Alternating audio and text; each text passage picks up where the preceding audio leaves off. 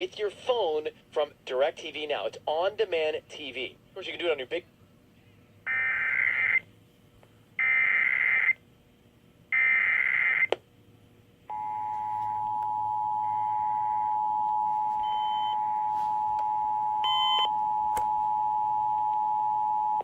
This station is participating in the test of the Illinois Emergency Alert System.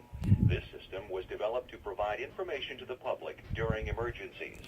This was a test.